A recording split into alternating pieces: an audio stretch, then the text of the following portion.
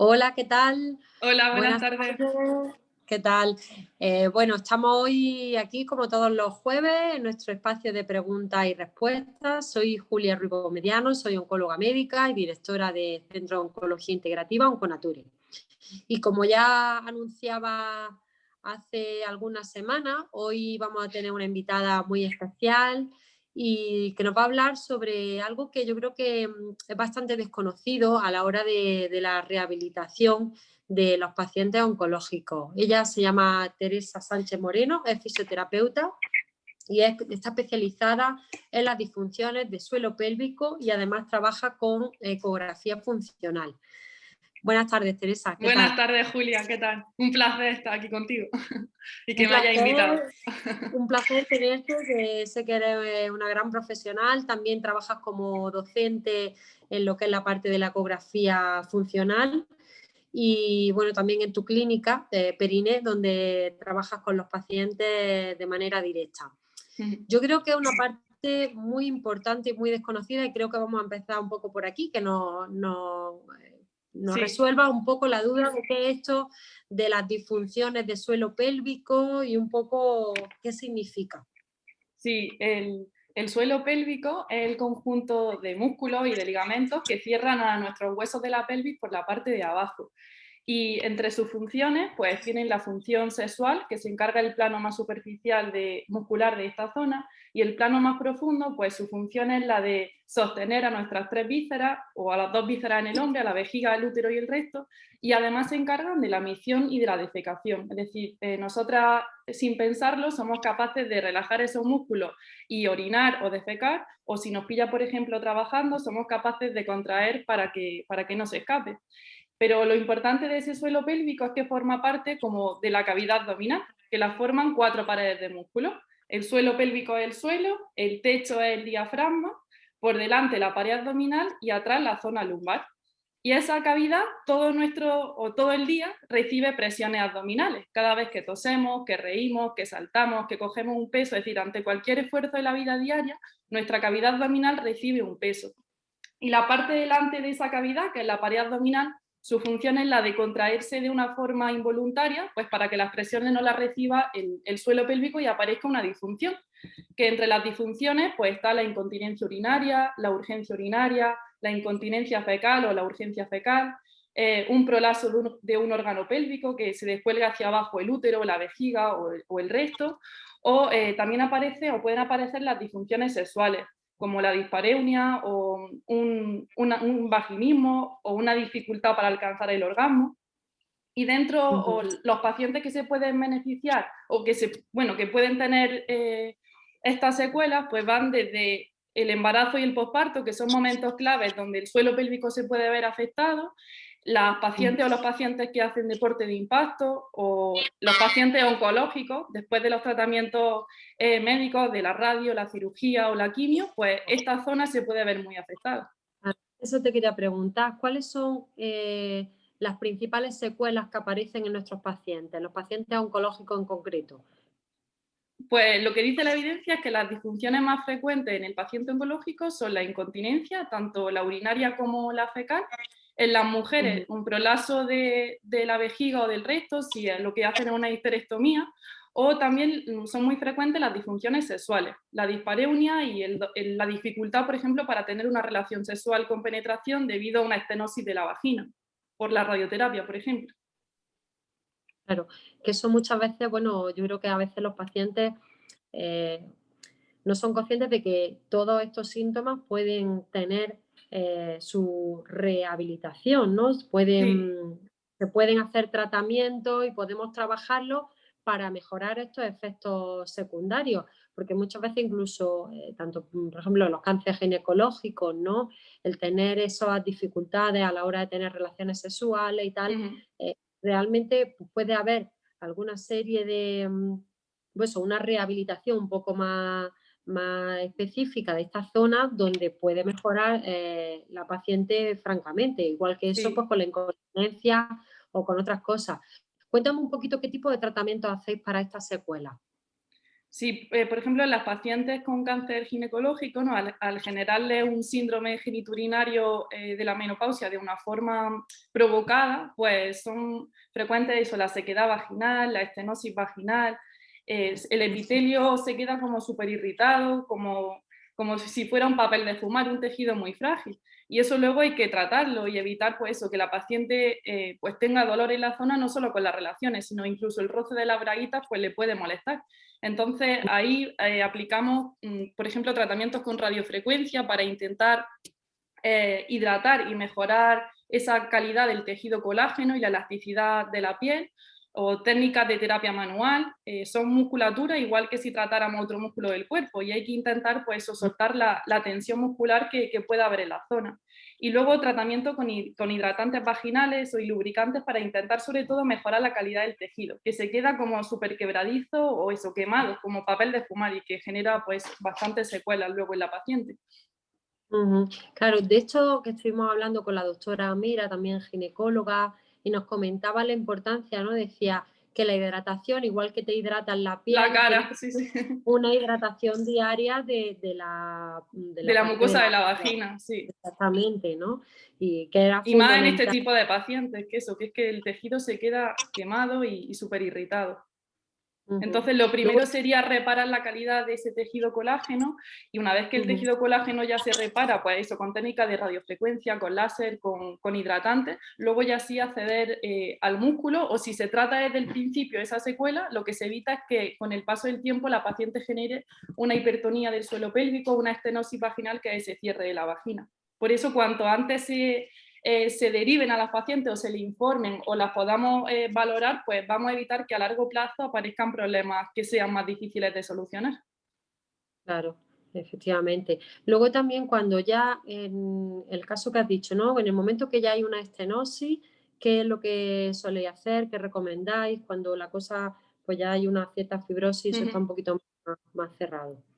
Pues lo que siempre se ha hecho o se le ha recomendado a las pacientes es el uso de dilatadores, pero solo los dilatadores vaginales no van a conseguir que el músculo otra vez vuelva a ganar esa elasticidad o esa distensibilidad.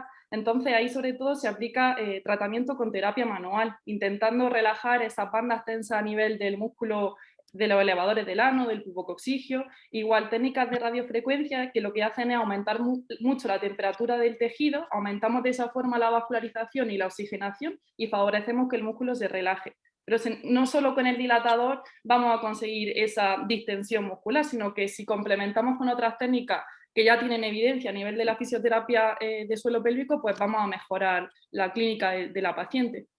Claro, fundamental, fundamental. La verdad es que es uno de los efectos secundarios que también los pacientes más refieren. Luego Sí. también, por ejemplo, en las técnicas a nivel del tratamiento de lo que es la incontinencia, que muchas Ujú. veces el cáncer de recto, Sí. ¿no? Que se quedan después de cirugía y tal, ¿esto cómo lo trabajáis? Ujú. Lo primero que hay que hacer en los casos también de la incontinencia es hacer una valoración ecográfica, no solo valorar a nivel funcional, es decir, los fisioterapeutas no nos vamos a meter en valorar ninguna patología en sí, pero sí valorar la función muscular, y no solo valorar el suelo pélvico, sino lo que he explicado al principio, esa cavidad de músculos. Es súper importante también valorar cómo está funcionando la pared abdominal, porque lo que se someten es a cirugía abierta de la pared abdominal, y como he dicho antes, la función del abdomen es la de sujetar o la de quitar presión al suelo pélvico. Entonces, en estos pacientes lo primero que hay que hacer es un estudio ecográfico, viendo cómo funciona su pared abdominal y cómo funciona la musculatura del suelo pélvico. Si esos músculos tienen fuerza, si tienen resistencia, cuál es la estabilidad, por ejemplo, del resto ante un aumento de presión o de su vejiga, y ver si de forma refleja sus músculos de la pelvis ante un esfuerzo responden o aparece el escape, tanto de gases, de orina o de heces. Mm, Entonces, en ello lo primero es valorar eso de forma ecográfica, y en función del diagnóstico que obtengamos, pues se hacen diferentes técnicas. Por ejemplo, se trabaja con un biofeedback, que es un aparato donde el paciente puede ver cómo se contrae esa musculatura profunda, sobre la cual tenemos muy poca conciencia porque es muy profundo y sabemos muy poco contraerlo. Entonces, enseñarle al paciente otra vez o reeducarle a que sepa controlar esos músculos profundos del cuerpo. O se hacen ujú. técnicas con electroestimulación, es decir, una corriente que lo que hace es estimular ese músculo de una forma involuntaria. o estimular el nervio que controla esos músculos con técnicas de neuromodulación. Dependiendo del caso, pues vamos a dirigir el tratamiento hacia un lado o hacia el otro, pero lo importante, y como un tratamiento de fisioterapia, sería primero normalizar el tono que pueda haber muscular a consecuencia de la cirugía y los tratamientos, es decir, la tensión muscular que pueda haber. El siguiente paso sería que el paciente controle y mejoremos ese control neuromotor desde el cerebro hacia el músculo, y lo siguiente ya sí técnicas más de ejercicio, de electroestimulación, metiéndole cada vez más intensidad al músculo para que soporte carga y desaparezca, por ejemplo, esa incontinencia pues ante una tos, un estornudo, o ante coger, por ejemplo, un peso, hacer deporte, pues que el paciente tenga una buena calidad de vida y no aparezcan escapes urinarios o de gases. Es que efectivamente, yo creo que uno de los efectos secundarios que yo, pacientes pues o de cáncer de colon recto o pacientes pues de cirugías ginecológicas también, ¿no? Pues que limitan mucho, ¿no? Porque Sí. realmente pues tienen que salir con pañal, en fin, que O la realmente urgencia urinaria también es bastante frecuente en las pacientes. claro, Y exactamente. ahí Yo se creo hacen sobre todo técnicas de eso, de neuromodular, el nervio que controla esos músculos, que se ha quedado muy hiperactivo tras los tratamientos, y eso, y el paciente cada 2 por 3 tiene que estar yendo al baño porque se hace pipí o tiene ganas de defecar. claro, efectivamente. La verdad es que es muy interesante. Yo creo que tomar conciencia, ¿no? De que es necesario hacer este tipo de rehabilitación Ujú. para recuperar ese tono, para controlar esos esfínteres y que realmente, bueno, pues sobre todo para tener calidad de vida, Sí, porque, hombre, una persona que tenga que ir constantemente con pañal, pues porque no puede controlar el pipí o la caca, pues la verdad es que, y a lo mejor son pacientes que realmente pues ya están en seguimiento, que están curados, que no, y incluso aquellos que están con tratamiento, que realmente es una cosa que sí, limita mucho, ¿no? Porque además si se le suma con diarreas, con cosillas que también pues tienen los pacientes, pues la que verdad le es afecta mucho. que les afecta mucho. Muy bien, Por pues la eso yo verdad es creo muy que lo importante es desde que al paciente quizá a lo mejor se le hace su diagnóstico, ¿no?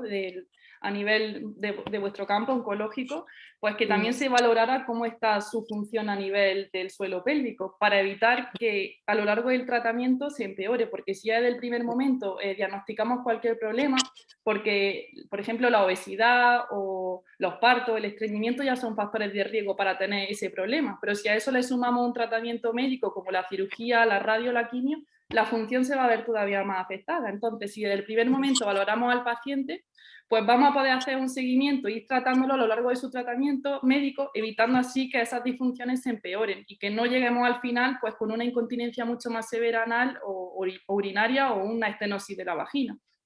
claro, yo entiendo también que realmente pues un poco reeducar y trabajar, como tú dices, tenemos poca conciencia de esa musculatura Sí, interna, ¿no? Y que realmente ver cómo estamos y hacer pues ejercicios dirigidos a fortalecer esa musculatura. Luego también, supongo que también habrá una serie de pautas o de recomendaciones para el tema de la presión intraabdominal, de ujú. serie de precauciones, pero vamos, Sí, hay que que me hacerlo parece individualizado siempre, pero eso, al final el objetivo es reeducar la función, y en caso de que haya una hipertonía muscular o una retracción del tejido conectivo, pues primero es tratar esa tensión y luego ya sí reeducar el músculo, pero esos son los 2 principales objetivos en el paciente oncológico.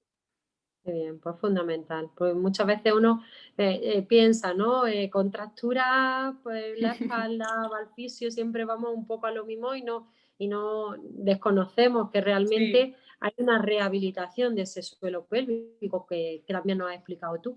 Mira, y ya un poco aunque bueno, yo creo que esta primera entrevista que estamos haciendo puede dar lugar, si pacientes tienen dudas, que nos escriban sí, preguntas concretas sí, y sí. otro día también, pues lo que surja ir contestándolo.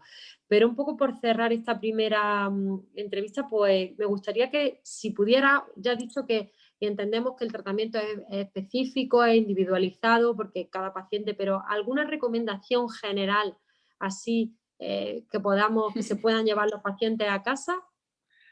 Pues mira, en caso de que en las mujeres de una disfunción sexual, en el cáncer ginecológico, sobre todo que desde el primer momento que empiecen con los tratamientos más de la braquiterapia o de radioterapia, que empiecen a aplicarse hidratantes vaginales, Porque igual eso que, como hablaste con la doctora Mira, que hay que hidratar lo que has dicho, la cara, también tenemos que hidratar la mucosa vaginal. Y existen pues diferentes marcas de hidratantes vaginales como Melalin, la Bea, que es una marca nueva y que eso está funcionando bastante bien, pues que desde el primer momento las pacientes tienen que hidratarse la vagina. Y pueden, antes de a lo mejor empezar, si no se lo pueden permitir, porque por desgracia todavía no la Seguridad Social pues cubre estos tratamientos, y si no se lo pueden permitir, pues con dilatadores vaginales pueden empezar también, y con esas hidratantes vaginales.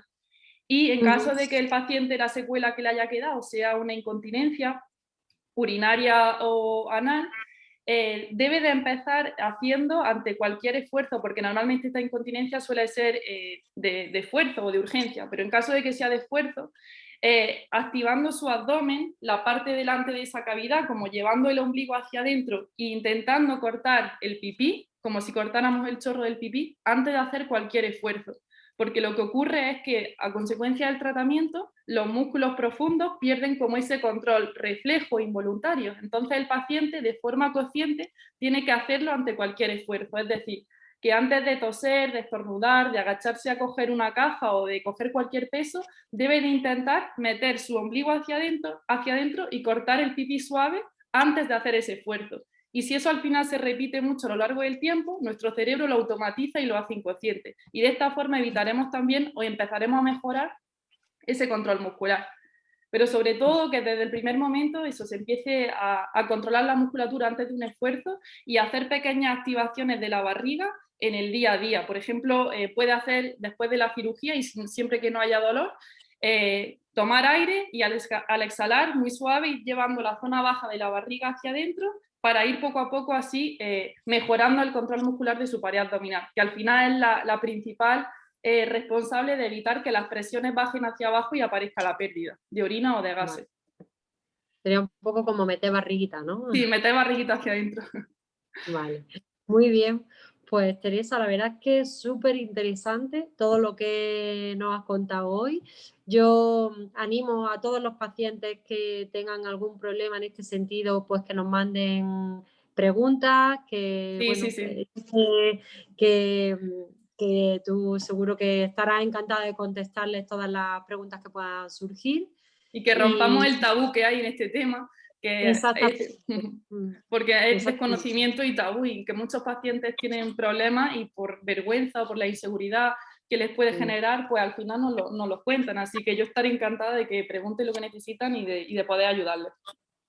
Muy bien, pues yo encantada de tenerte hoy aquí con nosotros, te lo agradezco enormemente y nada, y espero que sigamos teniendo Sí, más momentos así donde nos enriquecemos de todo lo que sabes.